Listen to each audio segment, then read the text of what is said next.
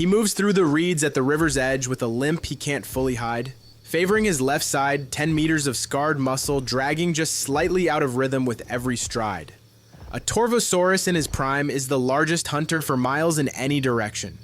Bigger, heavier, and more powerful than even the Allosaurus that share this floodplain. Right now, Prime is exactly what he isn't. The injury is weeks old, healing badly, the kind of wound that doesn't kill an animal outright but quietly rewrites what it's still capable of. Torvosaurus favors dense, wet terrain like this. River margins, tangled undergrowth, forest edges where a low, sinuous body works better than raw speed. It's ideal ambush country. It's also country that demands exactly the kind of sudden, committed movement his hind leg can no longer reliably deliver. Ahead, through a gap in the ferns, a small group of Stegosaurus grazes along the water's edge, plated backs catching the light, tails held low and ready. On a good day, this is well within his range. A Stegosaurus is dangerous, but a healthy Torvosaurus has the size and reach to end the exchange before the Thagomizer ever finds its mark. He watches, calculating the angle of approach the way he has 100 times before.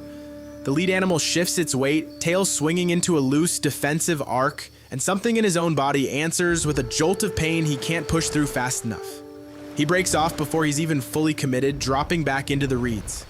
It isn't hesitation, it's recognition.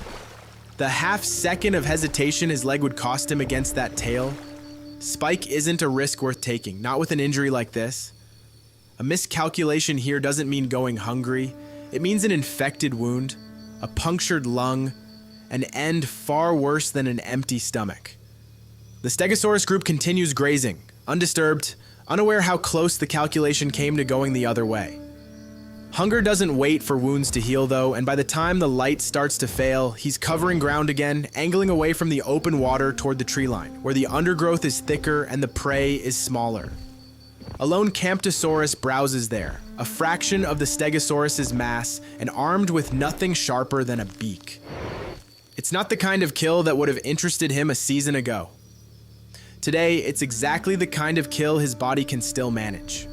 One clean rush across short ground, no prolonged struggle required, over in seconds, rather than the drawn-out standoff a bigger animal would demand. He gets it. No wasted movement, no unnecessary risk, just the economical efficiency of a hunter who has made 1,000 kills before this one, and knows precisely how much this particular body has left to give. He doesn't get to eat in peace. The undergrowth beyond the tree line splits open, and something considerably larger steps into the clearing. An animal that outweighs him by nearly a third, drawn in by the same scent of blood he assumed no one else was close enough to catch. Paleontologists once believed an animal this size, sharing this basin, belonged to an entirely separate giant called Saurophaganax. More recent analysis suggests otherwise. This is an unusually large, rare species of Allosaurus, and today that distinction means nothing to the animal facing him down.